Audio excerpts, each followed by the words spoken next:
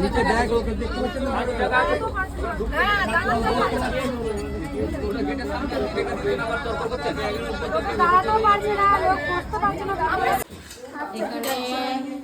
Chicken কষছে আমাদের আর ওখানে চা বসিয়েছে। আর এখানে পূজা, এই যে পূজা এখনো ড্রেস চেঞ্জ করেনি, এখনো সেইভাবে একদম মজাতে আছে, খুশিতে আছে।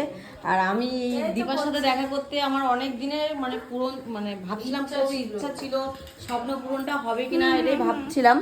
কিন্তু এটা হলো পূজার জন্য, মানে পূজা আমাকে নিয়ে এলো তাই এলাম। হঠাৎ আমি বললাম যে চল ঘুরতে যাই, কোথাও তো ঘুরতে যাওয়া হয় না, কাজ বাড়ি আর ছেলে পুলে নিয়ে থাকা, তো চললাম সবাই একজন মহারানী দীপার কাজ বাড়াতে।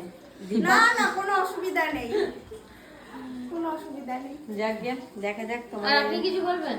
আমাদের গৌরী রানীকেও আমি রাজি করেছি। দীপা আমাদের জন্য ভালো মন্দ রান্না করছে। আর দীপার ছেলে, তাই তো? হ্যাঁ, খেলতে গেলে আসলো। ওই সব একই, এক গোয়ালের গরু। আমার ছেলে যেমন খেলতে গেলে কেউ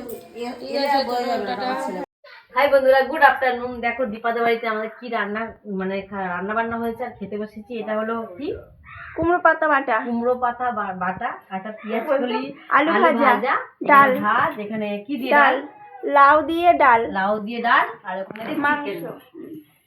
তো এই রান্না হয়েছে আজকে, চুটে কবজি ডুবিয়ে খাওয়া দাওয়া, আর অনেক কিছু ভিডিও আসবে, অনেক ঘুরবো, খুব আনন্দ করবো একটা দিন শুধু আমার জন্য। এখানে সবাই ঘুমাচ্ছে আর কাকিমাকে কি করছে দেখো, জানি না। এখানে ফোন দেখছে, ওখানে খাওয়া দাওয়া হচ্ছে, এখানে কাকু বসে আছে। আর চলো দীপা বাড়ি থেকে বেরিয়ে যাচ্ছি, অনেক মজা করলাম, আনন্দ করলাম। পূজাও রেডি হয়ে গেছে, আমরা সব বেরিয়ে যাচ্ছি। আর বেরিয়ে এক বাড়ি যাচ্ছে না, কোথায় যাচ্ছি তোমরা দেখতে হবে, ব্লগটা দেখতে থাকো। এই ঠাকুর খুব জাগ্রত, এটা তো আমি ঠিক জানি না, আমাকে দীপা বলল, তো আমি দর্শন করতে চলে এলাম দীপার সাথে। গৌরীও আছে সঙ্গে। চলো, ভালোই লাগছে, খুব সুন্দর।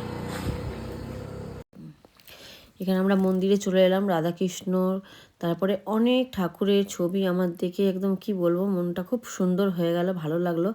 নমস্কার করলাম, করে আমরা এবার ভাবছি একটু ছবি তুলবো।